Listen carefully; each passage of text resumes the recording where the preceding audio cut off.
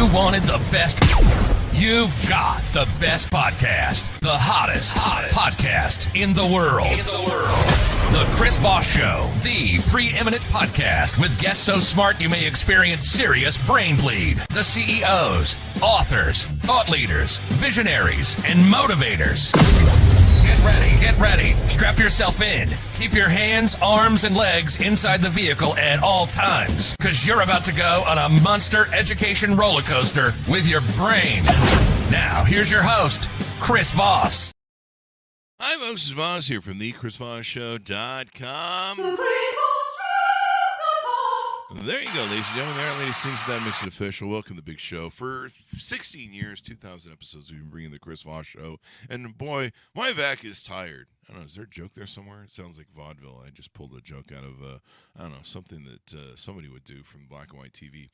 Anyway, guys, we love you and appreciate you guys as our family. As always, for the show to your family, friends, and relatives, go to goodreads.com/Chris Voss, linkedin.com/Chris Voss, Chris Voss, one of the TikTok, and all those crazy places on the internet.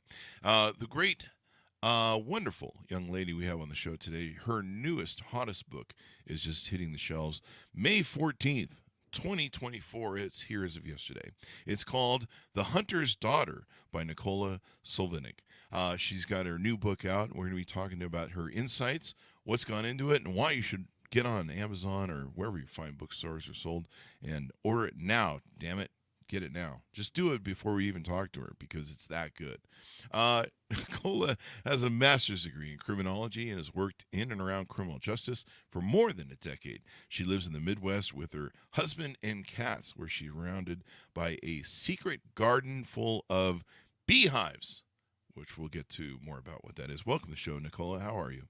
Thank you so much for having me. I'm so excited to get a chance to chat with you and your viewers. There you go. And we mostly wanted to have you on, because your book is so great, but we also want to know about these darn beehives, so we'll get to that. Give us your .coms. Tell us where we can find you on the interwebs. Sure. My website is nicolasolvinic.com. And from there, right at the top, there's Facebook, Instagram, and X. So you can just click and follow me there. There you go. So give us a 30,000 overview of your new book, The Hunter's Daughter. Yeah, this is my new book. It just came out yesterday. Super excited for it. It finally feels real in tangible form. The Hunter's Daughter is about the secret daughter of a prolific serial killer who must catch his copycat using the tricks her father taught her in the forest long ago. Wow. That's a hell of a plot. It was so much fun. That's a hell of a plot. Now, is this your first book? Is this your debut? This is my debut. I mean, I've got some other books. Thank you. I've got some other books that are living in shoeboxes under my bed that nobody needs to see because they're that bad. But this is the only one that is fit for public consumption. Well, you may be able to tap into those for storylines and characters, maybe. There's always those practice ones. So what motivated you to come up with this very interesting, intriguing plotline? Well, one of the things I've learned about working in criminal justice is that when a crime happens, there are ripple effects that affect the victim, the victim's family, the people who work in criminal justice, bystanders. These are substantial effects that really impact people for many years to come. So I wanted to kind of explore that in book form. This story, the original killer may be gone, but his daughter has to grapple with what he's done. So there you go. I mean, it's got to be hard being raised as someone who's related to a serial killer.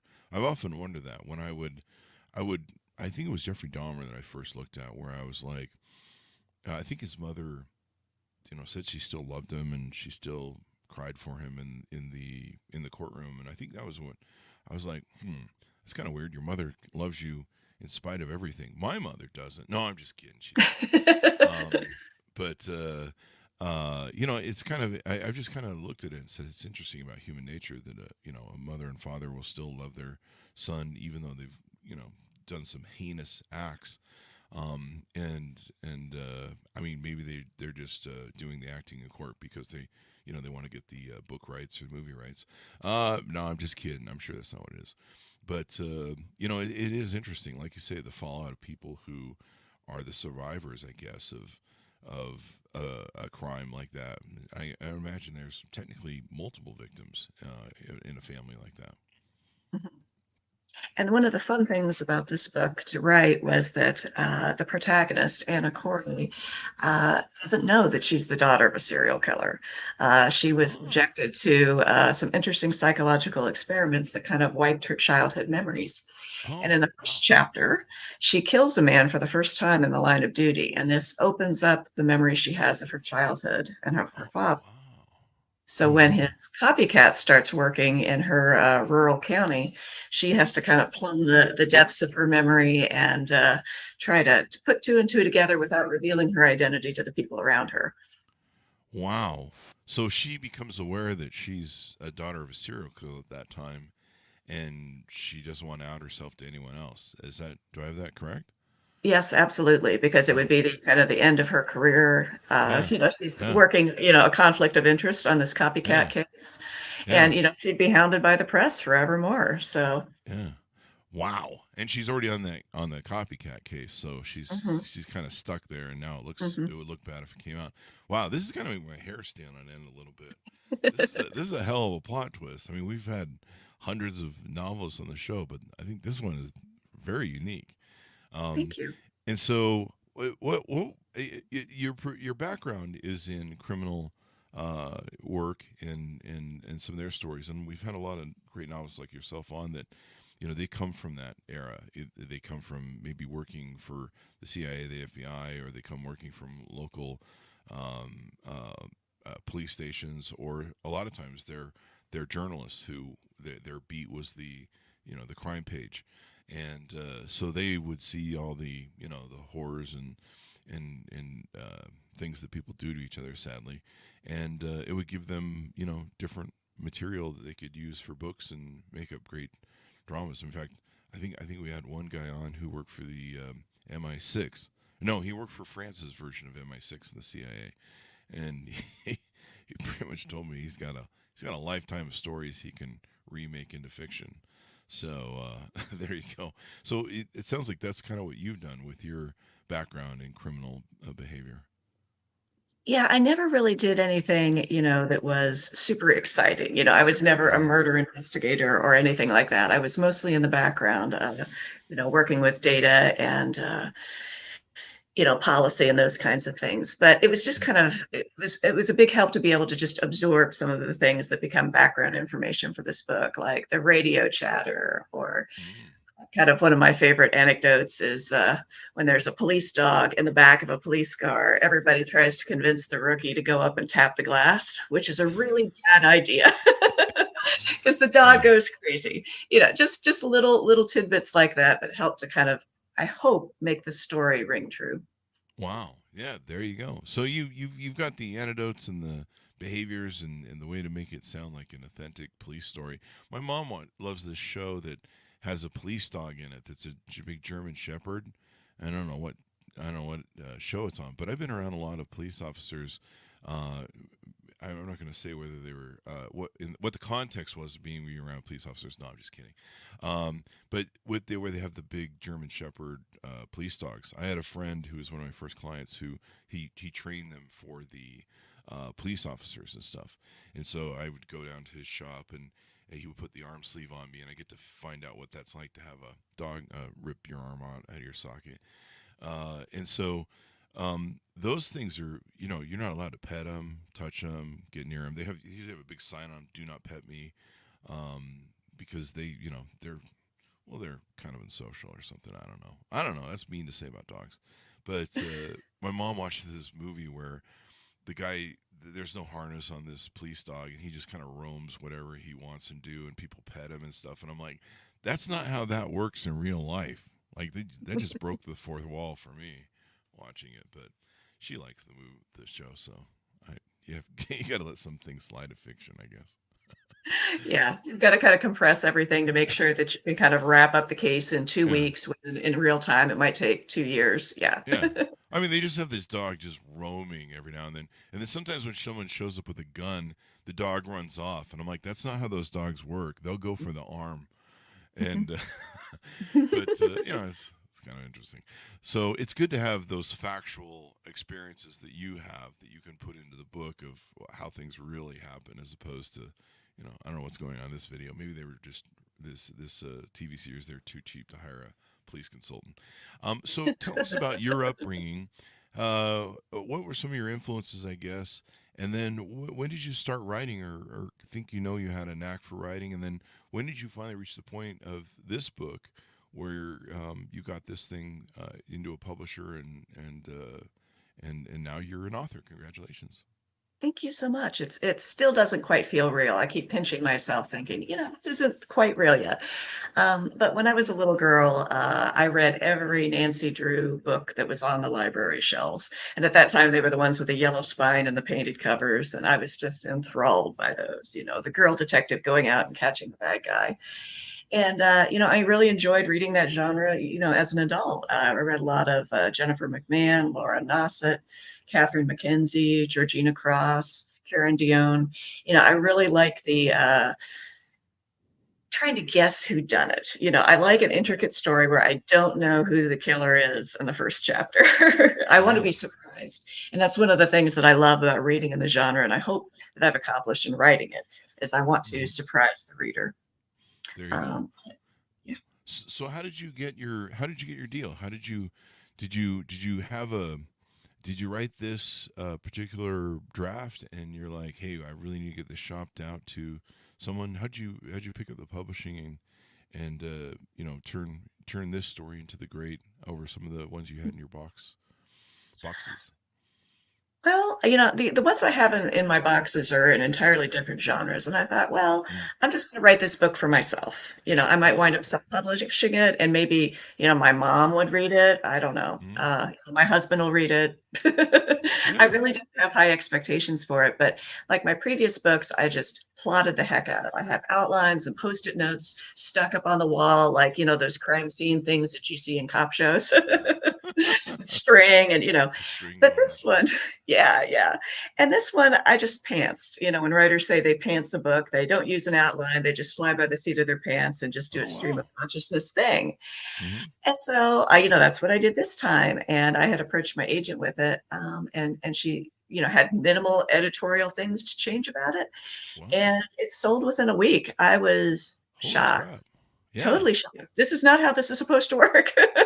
Well, you've practiced and made a few that made the boxes, and it sounds like you finally found one. The plot is, it does make my hair stand on end. It's a great plot. Thank you. We sit and have 2 to 3 guests on a show, and I don't know, we probably 5 novels a day, so probably hundreds we've had on the show over the years, and a lot repeat too. But yeah, this is a really twisty turny sort of plot, and yeah, it's definitely it's definitely worth reading. It would make a great movie too. Most of these tend to do that. Oh, that'd be fun. That would be really a lot of fun. If there's any movie people out there. Yeah, I think it's funny how I've seen people try and write, and I've been in a few writing accountability groups. That's how I got my book written on business, and I've seen people write and they try and do the stream of consciousness dump, which is how I wrote mine. But most of mine were stories of my life, so it was just putting them on paper. It wasn't creating characters and the work that you guys do. And But then I saw other people that were they would write, like, I don't know, 2 lines, and then they would try and edit the f out of those lines, and Mhm. you're just like, you're gonna do a lot of editing. Just get on the page, man, and work it out. And then I saw Mhm. other people trying to. I don't think they ever got anything written. They just tried to write the structure of the thing, and you're like, you should really write some stuff. Like, maybe, yeah, you're focused on being perfect, and it's not going to be perfect. Any thoughts on that? I definitely, agree with that. With the previous books that I've written, I was feeling very much like my inner editor, who is just really Hmm. obnoxious and was just in my ear about how has to be perfect. And like you said, going back and revising this paragraph and trying. No, you just kind of kill the creativity and the spirit of the work that way. And, Hmm. just getting it down is better. The Hmm. perfect is the enemy of the good, like they say. So, The perfect is the enemy of the good. That's why this show is such a train wreck on how we do it. Is because perfection is just bad. So that's why we're not perfect, folks. I think after 16 years, my audience has figured out that I'm an idiot. What other aspects of the book can we tease out? One thing with novels, we can't, tell the middle and the ending. Of course, it's unlike when we do nonfiction, where we can talk about, how'd that presidency turn out. We can kind of talk about that. So, what is there anything we can tease out or flush out that maybe we haven't talked about to tease out to people to pick up the book? Well, one of the things that was a lot of fun in the book was writing an unreliable narrator. Hmm. And it's written in a very tight first person point of view. So we have Anna's perspective from, when she was a child and when she was an adult.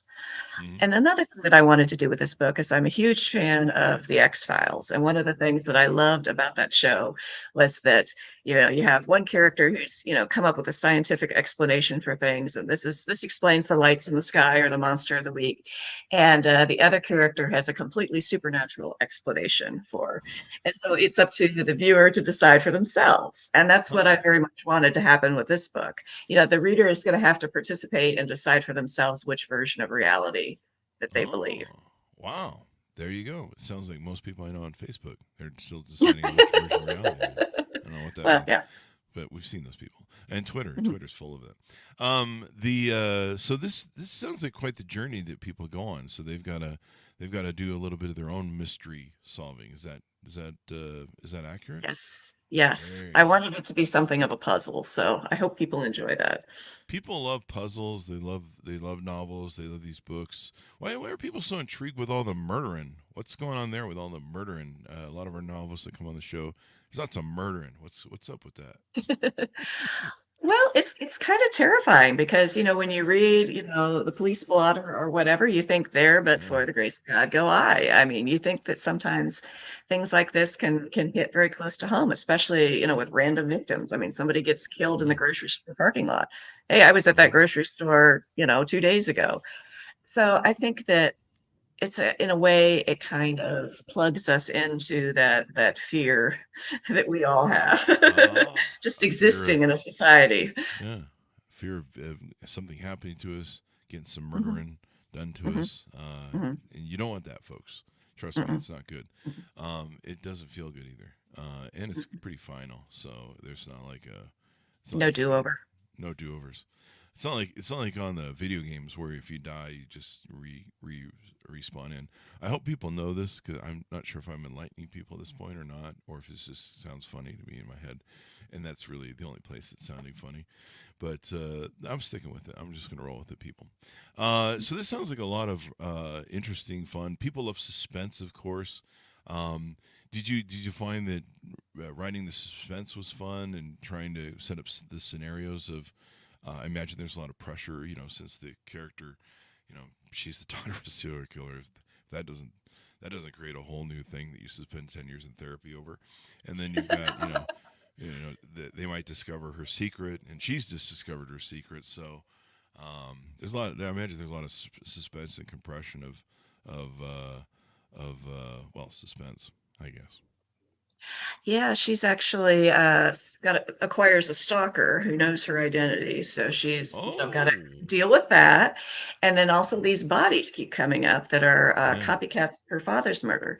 And her father was called the Forest Strangler, and he would murder women and then take them to the forest and arrange these very elaborate scenes. They'd be holding bouquets and have flower crowns and have stones over their eyes and just these very macabre fairy tale kind of scenes. And now Uh-huh. somebody's doing it again, and the body count Oh. is increasing. So she's got to catch her guy. Stones over eyes and scenes. And who hurt you, Nicola? No, I'm just kidding. Did you? Actually, Did you? it's Did you? probably just my cat. I don't know. Yeah. I Well, cats have a way of doing that. They're kind of like Mm, they're lovey half the time and assholes the other half the time. I think they mhm. hate. They're like kind of my huskies. They hate you most of the times. Does your husband sleep with his one eye open? Keep his eye on you. After this um, book, I would. I made him read it, and I think that he knows what to expect from me at this point. We've been married for like 20 years, so I think Yeah, that yeah, he knows what kind of, he's dealing with. yeah. Cancel the life insurance, bud. That's all I can tell you. Oh, no. Got to keep that policy current.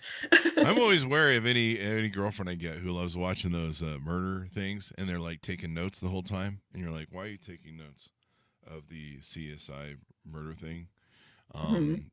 It's like they're just trying to figure out the best way not to get caught, and you're just like there was a gal that was in the news recently who was putting bleach or some sort of chemical into her into guy's coffee, and I'm just like, and he finally caught her, and I think she's getting just suspended because that's what he wanted, which is really weird. She tried to kill you, dude.